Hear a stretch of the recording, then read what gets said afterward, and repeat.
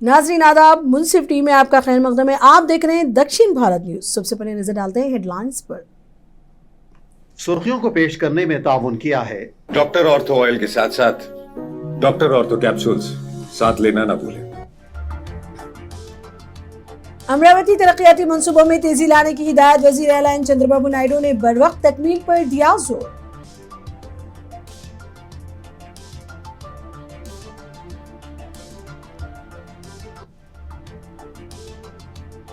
कर्नूल में तल्ली की वंदनम स्कीम के नाम पर साइबर फ्रॉड, मरकजी मुलजिम गिरफ्तार, 36 वर्चुअल सिम्स बरामद।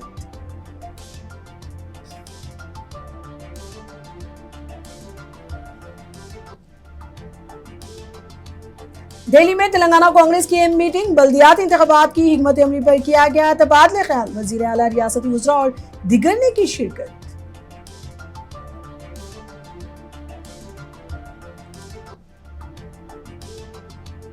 तमिलनाडु को कावेरी का पानी छोड़ने का फैसला, बेंगलुरु में कन्नड़ अर्चना विदेके के कारकुनों का एहतजाज, कई कारकुन गिरफ्तार।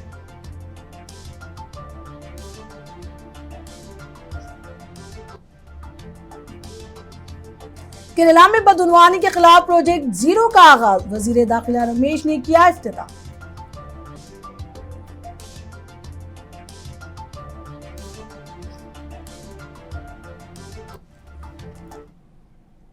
अब खबरें तफसील से। आंध्र प्रदेश की दारुल हुकूमत अमरावती में जारी तरक्याती प्रोजेक्टों की रफ्तार को मजीद तेज करने पर जोर दिया गया है। वजीर आला नारा चंद्रबाबू नायडू ने इस ज़िम्न में सख्त हिदायत जारी की है। अमरावती में 50,999 करोड़ रुपए की लागत से जारी 95 प्रोजेक्टों का चीफ मिनिस्टर ने जायजा लिया। वजीर आला ने मुताल्लिका काम और तामीराती कंपनियों को हिदायत की कि वो तमाम काम मुकर्ररा वक्त पर मुकम्मल करें। वजीर आला नायडू ने तामीराती काम में जुटी कंपनियों से कहा कि वो अमरावती की तामीर को सिर्फ एक कारोबारी जिम्मेदारी ना समझें, बल्कि एक तारीखी और फख्र का मौका समझकर काम अंजाम दें। अमरावती प्रोजेक्टों को वक्त पर मुकम्मल करने के लिए हर महीने लगभग 8% पेशरफ्त का लाजमी हदफ मुकर्रर किया गया है।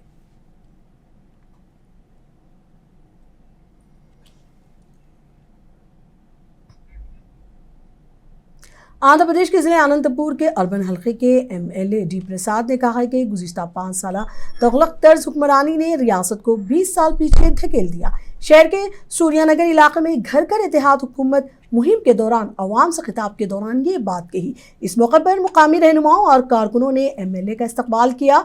प्रसाद ने घर घर जाकर रियासती हुकूमत की 2 साल कारकर्दगी से अवाम को आगाह किया। उन्होंने इल्ज़ाम आयद किया कि साबिक़ा हुकूमत ने अवाम को मुश्किलात से दो चार किया और रियासत की तरक्की को नुकसान पहुंचाया, जिसके बायस आंध्र प्रदेश हमसाया रियासतों के मुकाबले में पीछे रह गया। उनका कहना था कि वज़ीर आला चंद्रबाबू नायडू ने अपने तजुर्बे की बदौलत रियासत को दोबारा तरक्की की राह पर गामज़न किया है। ముఖ్యంగా గత ప్రభుత్వంలో గొడ్డలి పార్టీ ప్రభుత్వంలో ప్రజలను పీడించారు. ఒక తుగ్లక పాలన చేసి 5 ఏళ్లలో మన ఆంధ్రప్రదేశ్ రాష్ట్రాన్ని దాదాపు 20 ఏళ్ళు వెనక్కి తీసుకెళ్లారు. మన పక్క రాష్ట్రాలతో పోల్చుకుంటే ఈరోజు ఆంధ్రప్రదేశ్ చాలా వెనుకబడిన రాష్ట్రంగా తయారైపోయింది గత 5 ఏళ్లలో. అలాంటి పరిస్థితి నుంచి 2024లో గెలిచిన తర్వాత మన ముఖ్యమంత్రి నారా చంద్రబాబు నాయుడు గారు 40 ఏళ్ల రాజకీయ అనుభవాన్ని రంగరించి ఈరోజు 2 ఏళ్ల కాలంలోనే మళ్ళా ప్రభుత్వాన్ని గాలిలో పెట్టారు. గతంలో आंध्र प्रदेश के पालनाडु जिले के नरसरावपेट हल्के में एमएलए ने कहा कि इत्तेहाद हुकूमत की 2 साल कारकर्दगी को अवाम तक पहुंचाने के लिए घर घर तेलुगुदेशम मुहिम जारी है। इस दौरान उन्होंने 2 साल एतमाद, फलाही व तरक्की के उन्वान से घर घर जाकर अवाम को हुकूमत की फलाही और तरक्याती स्कीमों से आगाह किया। इस मौके पर एमएलए ने साबिक़ा वाईएसआर कांग्रेस हुकूमत को शदीद तनकीद का निशाना बनाते हुए कहा कि पार्टी को डीएससी और सरकारी मुलाजिमतों के मामले पर अवाम के सामने जाने का कोई अखलाकी हक नहीं है। उन्होंने इल्ज़ाम आयद किया कि गुज़िश्ता 5 वर्षों में एक भी डीएससी इम्तिहान मुनक़िद नहीं किया गया, जिससे बेरोजगार नौजवानों का मुस्तक़बिल मुतासिर हुआ।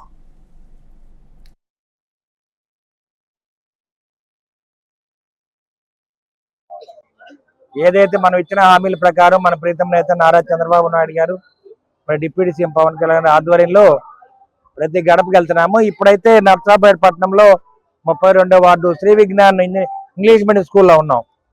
మరి ఇక్కడ పిల్లలందరూ కూడా చాలా సంతోషం వ్యక్తం చేస్తూ ఉన్నారు. వీళ్ళందరికీ కూడా తల్లికి వందనం పడింది. అందుకని వాళ్ళందరూ కూడా సీఎం గారికి మరి ధన్యవాదాలు చెప్పడం జరిగింది. థ్యాంక్ యూ సీఎం తనని వాళ్ళు చెప్పడం జరిగింది. మరి మా పిల్లలందరూ కూడా నేను శుభాకాంక్షలు తెలియజేస్తున్నాను. వాళ్ళందరూ కూడా బాగా చదువుకోవాలి.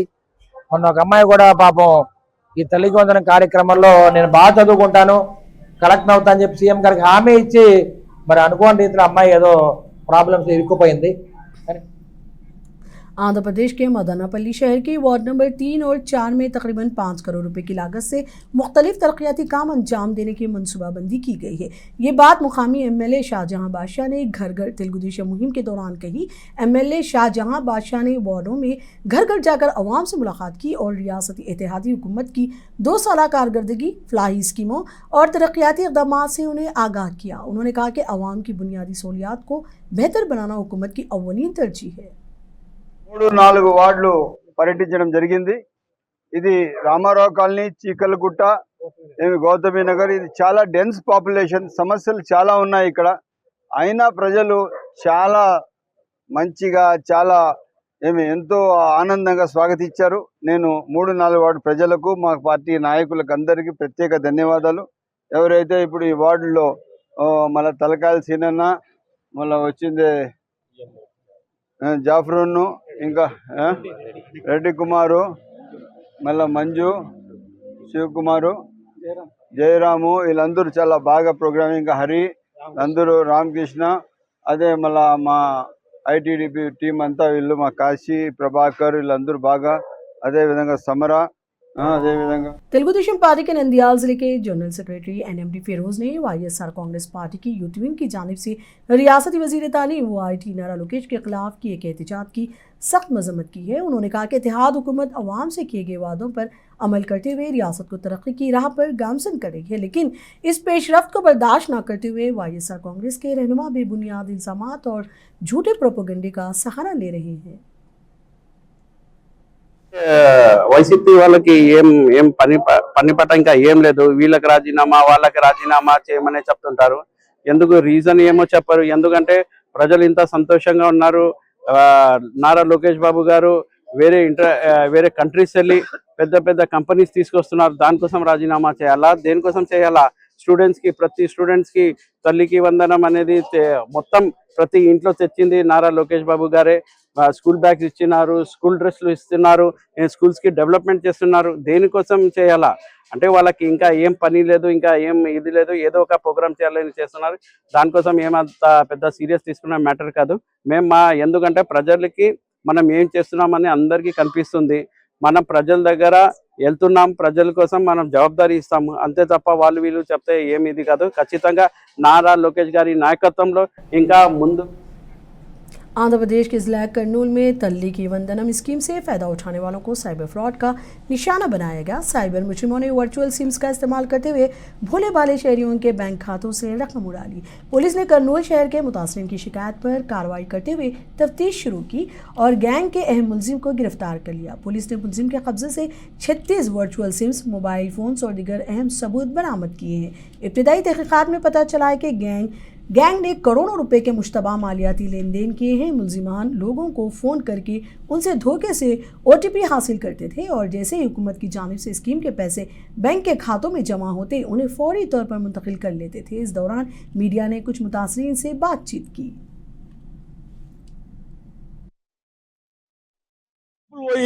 మన డబ్బులు ఏడపోయినాయని మనం పోయి ఆఫీసులో అడిగితే మాకు నా దాంట్లో పడలేదు, పోస్ట్ ఆఫీసులో పోయి అడిగితే పడలేదు అని చెప్పినారు సార్. పోస్ట్ ఆఫీసులో పడలేదు అన్నారు. ఎందుకు పడలేదు అని పోయి సత్యవాలంలో అడగండి అన్న. సత్యవాలంలో పోయి చెప్తే మనం పడినట్టు మన దగ్గర అన్ని ఛానల్ ఉన్నాయి, అన్ని చూపిస్తున్నాయి. మీరు ఎవరి దగ్గర సిమ్ తీసుకున్నారంటే ఉపేంద్ర దగ్గర ATL సిమ్ తీసుకున్నాము. ఆ ATL ఆఫీస్కి పోతే మీకు అన్ని వివరాలు బయటపడుతుంది అంటే ఆ ATL ఆఫీస్ ఎక్కడ నేను పోయి ఎక్కడ ఆడతారు ఆడపిల్లలు? అది నేను ఆటో వేస్తాను సార్. నాన్న ఇటు సంగతి ఏంటన్నా అంటే మన అడ్వాన్స్ సెంటర్లో జీ పుల్లారెడ్డి స్పీడ్ పక్కన పైన ఉన్నాయి, ఆడికి పోండమ్మా అంటే పోదాం రానన్నా అంటే మా అల్లుడు నేను అందరూ కలిసి పోయినాం సార్. పోయి చూస్తే అమ్మ డబ్బులు డ్రా చేసుకుని నిన్న డ్రా చేసినారు, మీరు ఇవాళ వచ్చినారంటే మనం తమ్ము చేయలే, ఓటీపీ చెప్పలే, ఏం చేయలే, మా డబ్బు ఎట్లా డ్రా అవుతుంది అని ఎట్లా డ్రా అవుతుంది అని మనం చెప్తే, అమ్మ అగో ఉపేంద్ర అనే మనిషి అగో ఈ ఫోటో ఉంది, ఈ నంబర్ ఉంది, ఈ నంబర్ మీద రాసిస్తాము, ఇది తీసుకుపోయి చేయండి అంటే మనము 1 టౌన్కి వచ్చినాము. 1 టౌన్కి వచ్చి गुंटूर गवर्नमेंट जनरल अस्पताल के अहाते में चल रही जेनेरिक मेडिकल शॉप को हटाने का मामला तनाज़े का सबब बन गया है। शॉप के मुतज़मीन शमशीर ने इल्ज़ाम लगाया कि यह कार्रवाई सियासी इंतखाम का हिस्सा है। शमशीर ने बताया कि साल 2023 में उस वक्त के ज़िला कलेक्टर की मंजूरी से DRDA प्रोजेक्ट डायरेक्टर की निगरानी में ख्वातीन की तंजीम ड्वाकरा संगम के नाम पर जेनेरिक मेडिकल शॉप्स कायम की गई थी। उन्होंने कहा कि गुज़िश्ता 3 बरसों से उन शॉप्स के जरिए गरीब मरीजों को कम कीमत पर अद्वियात फराहम की जा रही है और हर माह आमदनी भी दी जा रही है। उन्होंने मजीद बताया कि उन खदमात के तरफ में उन्हें ख्वातीन की तंजीम की जानिब से संद भी दी गई थी। उन्होंने इल्ज़ाम लगाया कि अब बरसर इक़्तिदार जमात के बाज़ रहनुमाओं की नज़र उन शॉप्स पर पड़ गई है। एक दूसरे ख्वातीन की तंजीम के नाम पर कुछ ख्वातीन को लाकर पुलिस और रेवेन्यू काम की मौजूदगी में शॉप में मौजूद अद्वियात को लारियों से मुंतकिल कर दिया गया है। गवर्नमेंट जनरल हॉस्पिटल में रन करते हुए जेनरिक मेडिकल शॉप पर मैं 2011 में से काम करता हूँ।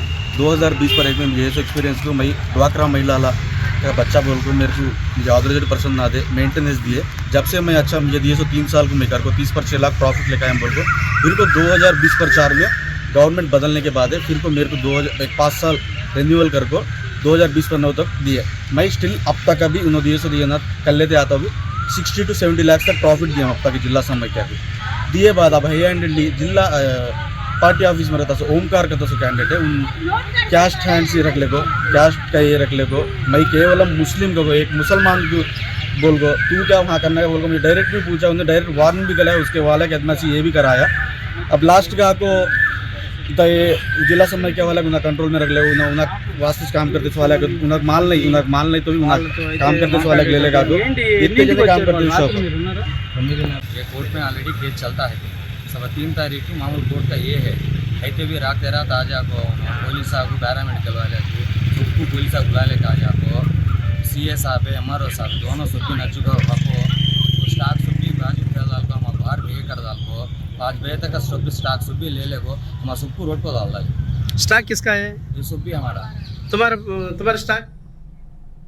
विशाखापट्टनम के रुकने पार्लियामेंट MC भारत की सालगिरह के मौके पर मुख्तलिफ समाजी व फलाही सरगर्मियों का एहतमाम किया गया। ये प्रोग्राम रियासती सेक्रेटरी और 55वीं वार्ड की cluster incharge doctor A Sujatha की क़यादत में मुनक़िद हुए। इस मौके पर 55वीं वार्ड के चिल्ड्रन ग्रोथ चैरिटेबल ट्रस्ट में केक काटा गया और बच्चियों में दूध, ब्रेड और अंडे पर मुश्तमिल नाश्ता तकसीम किया गया। रुकने पार्लियामेंट श्री भारत की सालगिरह के मौके पर उनके नाम से चेलापल्ली सत्ती बाबू को भी माली इमदाद दी गई। डॉक्टर ए सुजाता ने कहा कि उन तक़रीबात का मकसद समाजी खिदमत और अवामी फलाह को फ़रोग़ देना है।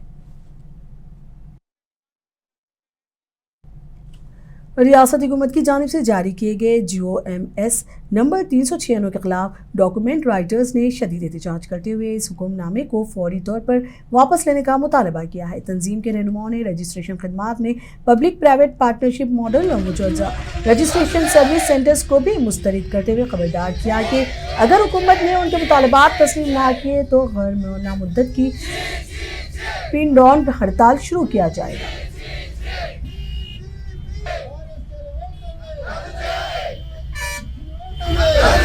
దసరా విలేకరుల డిమాండ్ ఏమంటే 396 జీవోని రద్దు చేయాలా, పీపీ విధానాన్ని కూడా రద్దు చేయాలా।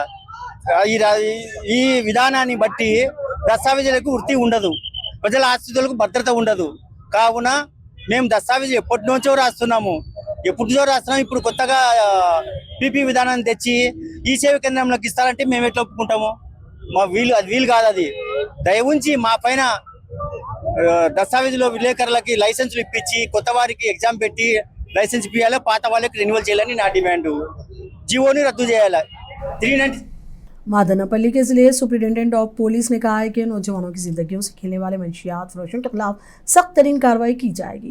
उन्होंने ऐलान किया कि जिले में पहली मरतबा एक आदि गांजा स्मगलर के खिलाफ PIT NDPS कानून के तहत कार्रवाई करते हुए इसे कड़पा सेंट्रल जेल मुंतकिल कर दिया गया है। मुतादिद मरतबा जेल जाने के बावजूद उसने अपनी सरगर्मियां बंद नहीं की। उन्होंने बताया कि मुलजिम के खिलाफ अब तक गांजा स्मगलिंग के 5 मुकदमा दर्ज हैं और माजी में उसके कब्जे से 28 किलोग्राम गांजा भी जब्त किया जा चुका है। ఈ గంజా మీద మన రాష్ట్ర ప్రభుత్వం మన పోలీస్ శాఖ చాలా ఎఫెక్టివ్గా పనిచేసి గంజాయిని దాని స్మగ్లింగ్ కన్జంప్షన్ని అరికట్టడానికి ఎన్నో చర్యలు తీసుకుంటుంది. ఆ చర్యల్లోనే ఒక చిన్న పార్ట్ ఈ పిట్ అండ్ డిపిఎస్ యాక్ట్. ఎవరైతే గంజాయిని విపరీతంగా తరలిస్తున్నారో లేదంటే స్మగ్లింగ్ చేస్తున్నారో పెడ్లింగ్ చేస్తున్నారో అటువంటి వ్యక్తుల్ని ఐడెంటిఫై చేసి వాళ్ళ మీద డిటెన్షన్ మనకి రెగ్యులర్ పీడీ యాక్ట్ అనేది రౌడీలకి కానీ లేదంటే నార్మల్ క్రైమ్స్ చేసే వాళ్ళ మీద మనం డిటైన్ చేస్తాం. అదేవిధంగా గంజాయి స్మగ్లింగ్ పెడ్లింగ్ కానీ చేసే వ్యక్తులకి మనము ఈ పిట్ అండ్ డిపిఎస్ యాక్ట్ అనేది నేషనల్ యాక్ట్, దాని మీద వచ్చిన రూల్స్ మేరకు మనం పిట్ అండ్ డిపిఎస్ యాక్ట్ మన జిల్లాలో మొదటిసారి ఇంప్లిమెంట్ చేయడం జరిగింది. మన గవర్నమెంట్ రాస్తే ఈ కలకడ ఆది साबिक वजीर अंबाटी राम बाबू ने इल्ज़ाम आयद किया है कि साबिक MLA मोहम्मद मुस्तफ़ा और उनके ख़ानदान को मखलूत हुकूमत सियासी इंतकाम का निशाना बना रही है।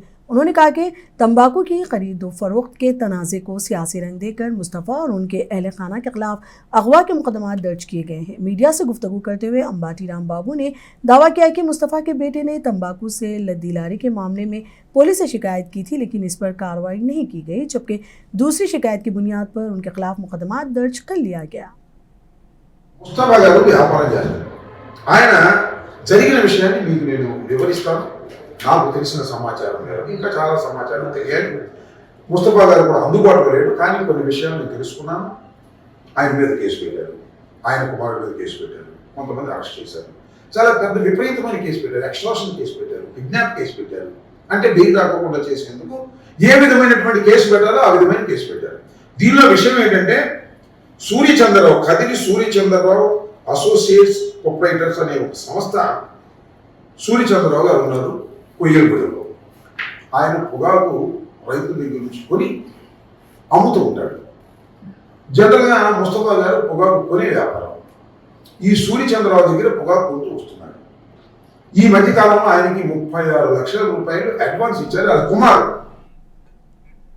YSR कांग्रेस पार्टी के रियासती जनरल सेक्रेटरी और रायचूर के साबिक MLA श्रीकांत रेड्डी ने कहा है कि रियासती हुकूमत के जारी करदा जियो नंबर 396 से रियासत भर में लाखों दस्तावेज नवीसों, स्टैम्प फरोशों और TDP ऑपरेटरों की रोजी रोटी खतरे में पड़ गई है। बुध के रोज़ वुज़रा चोटी में दस्तावेज नवीसों की जानिब से मुनक़िदा एहतजाजी मुजाहरे में शिरकत करते हुए उन्होंने मुजाहिरीन से इज़हार यकजहती किया और हुकूमत से मुतालबा किया कि मुतनाज़ा जियो नंबर 396 को फौरी तौर पर मनसूख किया जाए।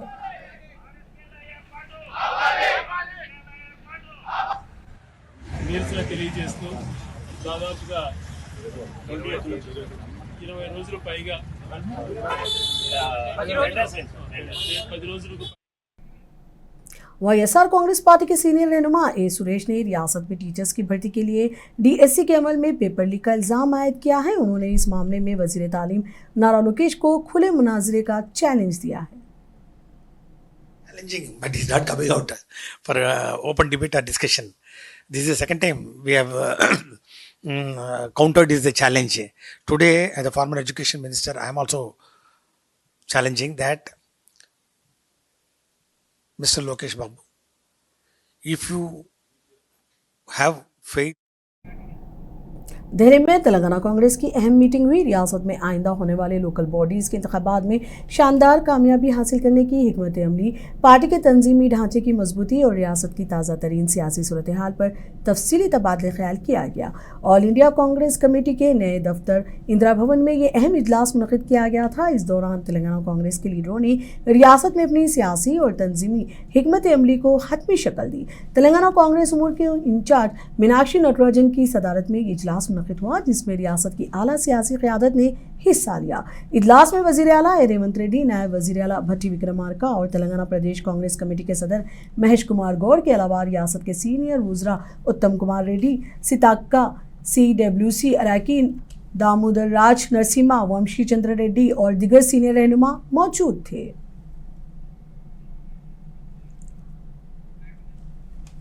कर्नाटक में तमिलनाडु को कावेरी का पानी छोड़ने के फैसले के खिलाफ एहतजाज शिद्दत अख्तियार कर गया। बेंगलुरु में कन्नड़ अक्षकना विद्यालय के कारकुनों ने कावेरी वाटर रेगुलेशन कमेटी के हुक्म के खिलाफ जबरदस्त मुजाहरा किया। एहतजाज के दौरान कारकुनों ने रियासती हुकूमत और मरकजी हुकूमत से मुतालबा किया कि पानी की किल्लत के पेश नज़र तमिलनाडु को मजीद पानी ना छोड़ा जाए। मुजाहिरीन का कहना था कि पहले कर्नाटक के अवाम की पीने के पानी और किसानों की जरूरियात को तरजीह दी जानी चाहिए। पुलिस ने एहतजाज के दौरान कई एहतजाजी कारकुनों को हिरासत में ले लिया, जिसके बाइस कुछ देर के लिए इलाके में कशीदगी का माहौल पैदा हो गया।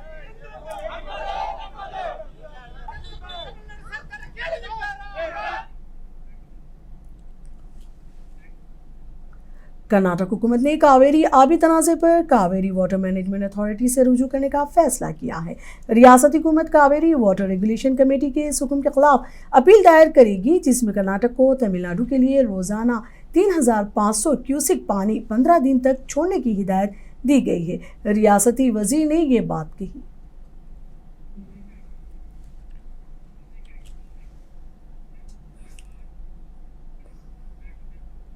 दक्षिण भारत न्यूज में अब तक के लिए इतना ही। मुझे दीजिए इजाजत। आदाब।